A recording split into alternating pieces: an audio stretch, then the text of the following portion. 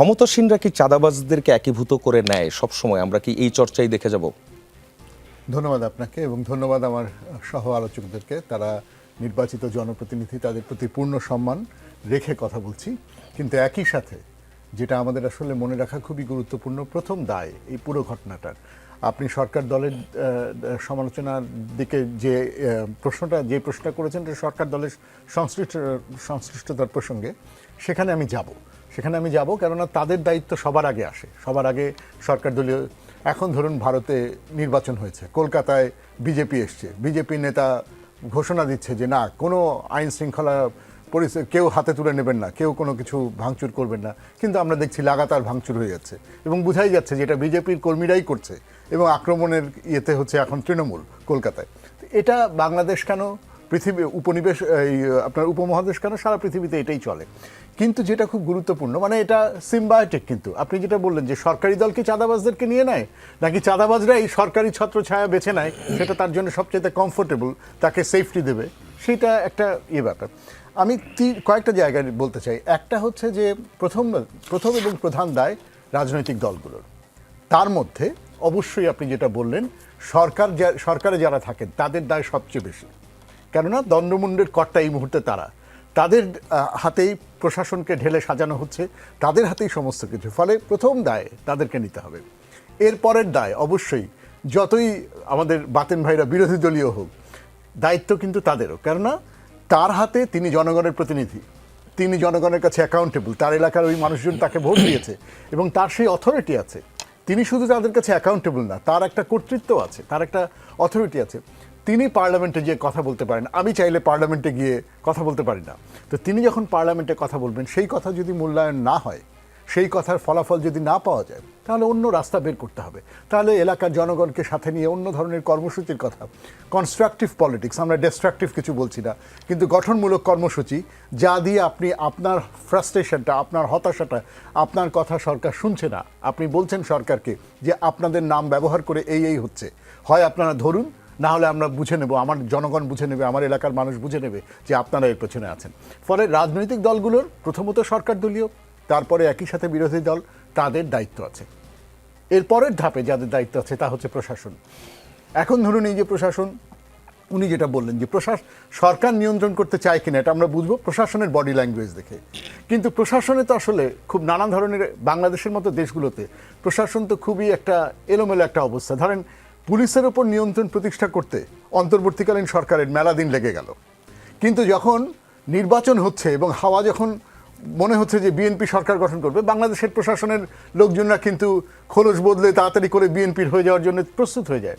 প্রশাসনের ভেতরে নানা ধরনের সুবিধাভোগী লোকজন, পুলিশ থেকে শুরু করে একদম আমলাতন্ত্রের শীর্ষ পর্যন্ত নানান ধরনের পর্যায়ে মানুষজন বসে থাকে। এখন তারা কি, আপনি খুব সহজে বলে দিতে পারেন যে বিগত সরকারের এজেন্ট, এটা একটা সহজ এক্সকিউজ। আপনি বলতে পারেন যে এরা সরকার দলীয় লোক। আবার আমরা ধরেন এটাও বলবো যে হ্যাঁ, কেন প্রশাসনে কি জামাতের লোকজন ছিল না, বা জামাতের লোকজন কি নেই, ধরেন। কিন্তু যেভাবেই হোক প্রশাসনের লোকজন কোনোভাবে দায় এড়াতে পারে না। কোনো একটা কথা, একজন জনপ্রতিনিধি একটা কথা বলেছেন, কিন্তু তিনি এলাকার প্রশাসনের সমর্থন পাচ্ছেন না, এটা তো গুরুতর অভিযোগ। এই অভিযোগ উনি যত শক্ত করে তুলতে পারবেন, তো সেটা হচ্ছে একটা। এখন এগুলো হচ্ছে, আমরা মাঠের মানুষ না, ওনারা মাঠের মানুষ। আমি থিওরিটিক্যালি যেটা বলতে পারি, আপনি থিওরিটিক্যালি যেটা বলতে পারেন, উনি মাঠে দাঁড়িয়ে থেকে যা ফেস করেন সেটা তো ডিফারেন্ট। হ্যাঁ, উনি হয়তো আমি যা বলছি এর সবই হয়তো ওনার ট্রাই করা হয়ে গেছে। এখন সেখান থেকে আমাদের ভাবার ব্যাপার যে আমরা তৃতীয়ত, যেটা আমাদের সরকার দলীয় এমপি সাহেব বললেন, বাবুল সাহেব বললেন, একটা হচ্ছে যে প্রশ্রয় দেওয়া হবে না। হ্যাঁ, আমরা বললাম যে জিরো টলারেন্স, আমরা বলছি যে কৃচ্ছতার সংস্কৃতি। হ্যাঁ, প্রধানমন্ত্রী, ঠিক আছে, আমরা তো বলছি না যে প্রধানমন্ত্রী ব্যক্তিগতভাবে বা বাবুল ভাই ব্যক্তিগতভাবে এটার মধ্যে আছেন, ব্যাপারটা সেটা না। কিন্তু এই কথাগুলো আর যথেষ্ট না। ধরুন এই কৃচ্ছতা সাধনের কথা, কিংবা জিরো টলারেন্সের কথা, কিংবা প্রশ্রয় দেওয়া হবে না কথা, এ তো ধরেন এই মুহূর্তে বিজেপির নেতারাও বলছে, যাদের কর্মীরা ভাঙচুর করছে তারাও এই কথা বলছে। এটা এখন যথেষ্ট না। এবং এটাও যথেষ্ট না, আমি বিনয়ের সাথে বলি, সেটা হচ্ছে যে একদিনে আমরা সংস্কৃতি বদলাতে পারবো না, অবশ্যই পারবো না, একদিনে আমরা পারবো না। কিন্তু আমরা কিন্তু একদিনের কথা বলছি না, আমরা 15 বছরের একটা অপশাসন থেকে মুক্ত হয়েছি এবং সহজে মুক্ত হইনি। আমাদের সবার কোথাও না কোথাও একটা আত্মত্যাগ আছে।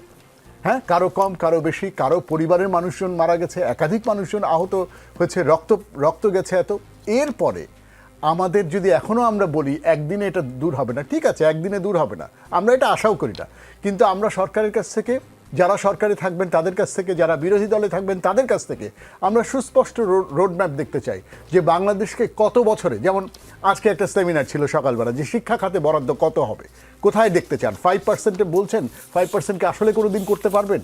কয় বছরে করতে পারবেন 5%? আপনি এই বছরে নিতে পারবেন না, আপনি কয় বছরে নিতে পারবেন সেই টার্গেট আমি চাই। তাহলে আপনি বলেন যে ঢাকা শহরের এই পয়েন্ট থেকে চাঁদাবাজি তুলতে আমাদের আগামী এত দিন লাগবে, এত বছর লাগবে, আগামী এই 1 বছরের মধ্যে আমি ঢাকা শহরের এইটুকু জায়গাকে চাঁদাবাজ মুক্ত করব।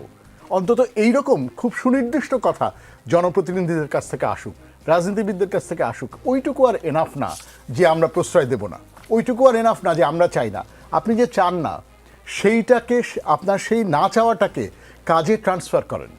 আপনি চান না সেটা আপনি জনগণকে দেখিয়ে দেন যে আপনার বডি ল্যাঙ্গুয়েজ দিয়ে, আপনি আপনার প্রতিশ্রুতি দিয়ে, আপনার কর্মসূচি দিয়ে, সুনির্দিষ্ট পরিকল্পনা দিয়ে জনগণকে দেখিয়ে দেন যে আমি মোহাম্মদপুরকে পরিষ্কার করে ফেলবো আগামী 2 বছরের মধ্যে। মোহাম্মদপুরে আর 2 বছর পরে মোহাম্মদপুরে আর চাঁদাবাজি থাকবে না, আমি পর্যায়ক্রমে করব। আমার সময় লাগবে, কারণ আমার প্রশাসনকে আমার ঢেলে সাজাতে হবে, ঠিক লোককে বসাতে হবে, আমাদের ওখানকার আমাদের নিজেদের কর্মীদেরকে আমাদেরকে পথে আনতে হবে। তো এটা তো আমাদেরকে মানতেই হবে। জামাতে ইসলামের বিরুদ্ধে অভিযোগ কম, কিন্তু জামাতে ইসলামীকেও তো জায়গায় জায়গায় অভিযোগের মধ্যে পড়তে হয়, বিএনপিকে তো পড়তেই হয়। তাদেরকে এটা মানতে হবে যে তাদের কর্মীদেরকেও তারা কিভাবে পথে আনবেন, কিভাবে তারা স্থানীয় প্রশাসনের উপর নিয়ন্ত্রণ তৈরি করবেন, এবং তারা জনগণ আসলে চায়। আমি একসময় মোহাম্মদপুরে থাকতাম এবং আমি যখন জাপান গার্ডেন থেকে সকালবেলা অফিসে যাওয়ার জন্য আমার ইউনিভার্সিটি বাস ধরার জন্য বেরোতাম, মানে এটার চেয়ে ফ্রাস্ট্রেটিং চিত্র আর হয় না যে জাপান গার্ডেন থেকে বের হলে গাড়িগুলো, বাসগুলো এমনভাবে ওখানে দুপাশে ঘিরে থাকে যে মানে ওখানে, এবং আমার মোবিলিটি ইস্যু আছে, আমি চট করে একটা রিক্সা দেখলে লাফ দিয়ে সরে যেতে পারবো না, বাসগুলো প্রায় গায়ের উপর উঠে যায়, বাসগুলো রাস্তা বন্ধ করে রাখে।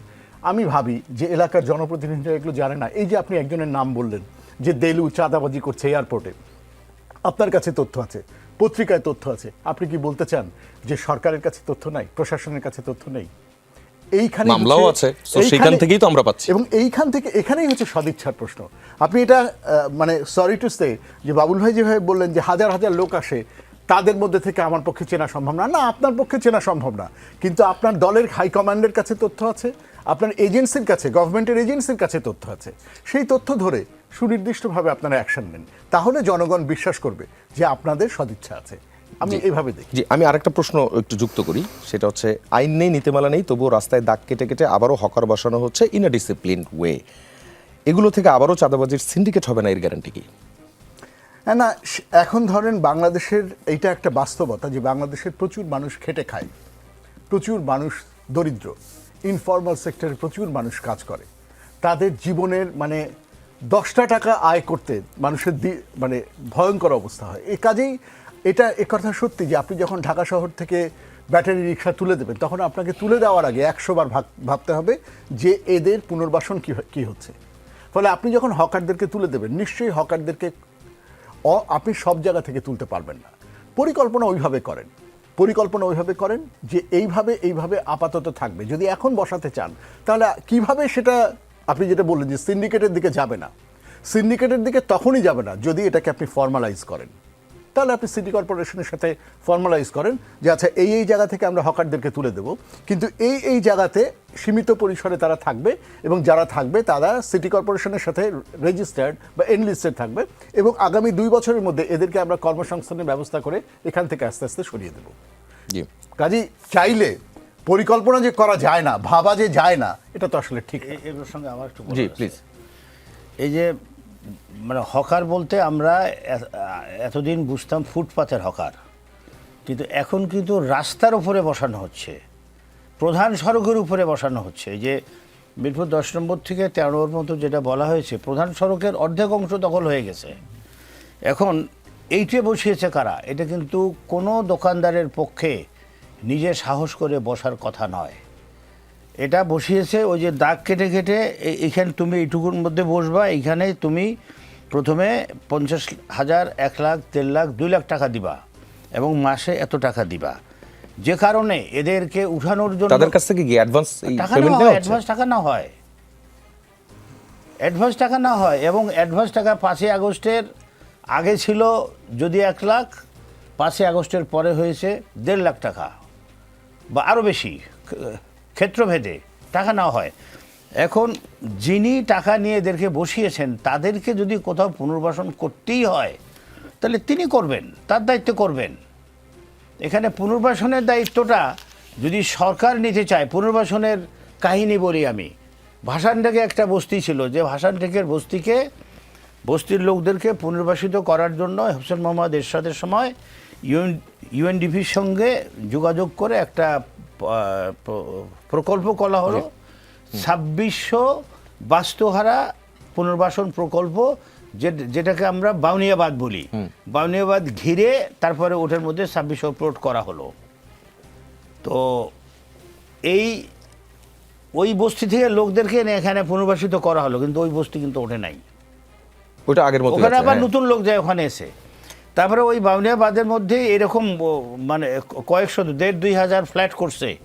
আমাদের এই ইসিবি চত্বর থেকে যেতে ফ্লাইওভারে ওঠার আগেই বাম পাশে যে ফ্ল্যাটগুলো, এগুলো হয়েছে এই ধরনের উদ্দেশ্য নিয়ে। কিন্তু এই ফ্ল্যাটগুলো অকুপাইড হয়েছে, কিন্তু ওই যে বস্তি দূর করার জন্য এখানে করা হয়েছে সেই বস্তিও দূর হয় নাই। কাজে এটার পিছনে একটা চক্র কাজ করছে। প্রিয় হোক অপ্রিয় হোক, এই চক্রটার সঙ্গে স্থানীয় প্রভাবশালী ব্যক্তিবর্গ জড়িত আছে। আর বর্তমান সময়ে স্থানীয় প্রভাবশালী ব্যক্তি বলতে রাজনৈতিক ব্যক্তিবর্গকেই বোঝায়, সেটা যে দলেরই লোক হোক না কেন, এবং তাদের সঙ্গে প্রশাসনের একটা ঘনিষ্ঠ যোগাযোগ থাকে। কাজে এটা উঠানো সহজ, কিন্তু যেহেতু তারা সুবিধাভোগী, স্থানীয় প্রভাবশালী ব্যক্তিবর্গ এটার সুবিধাভোগী, সরাসরি সুবিধাভোগী। তারা যদি সুবিধা না নিত তাহলে ওখানে তারা বসতোই না। স্কুলের সামনে বসছে, বাসার সামনে বসছে। আমাকে এই বাইতুল কুদ্দুস মসজিদের সামনের গলির এক ভদ্রলোক বললেন যে তার সন্তান মারা গেছে হসপিটালে, তিনি অ্যাম্বুলেন্সটা বাসার সামনে নিতে পারেন নাই। তার সন্তানের ডেড বডি কোলে করে বাসায় নিয়ে ঢুকানো হয়েছে। জি, কর্নেল বাতেন, আপনি তো এলাকার এখন নতুন এমপি, প্রথমবারের মতো এমপি। আপনিও যদি 5 বছর শেষ করেন, পরে যদি আবারও আসেন, আপনিও কি এমন প্রভাবশালী হয়ে যাবেন? আমি তো প্রভাবশালী, আমি তো এখনো প্রভাবশালী আছি। মানে ওই রকম প্রভাবশালী হবে না? ওইরকম প্রভাবশালী কিভাবে হব? আমার জীবনের উদ্দেশ্য তো সেটা না। আমার জীবনের উদ্দেশ্য তো নির্ধারিত। জি।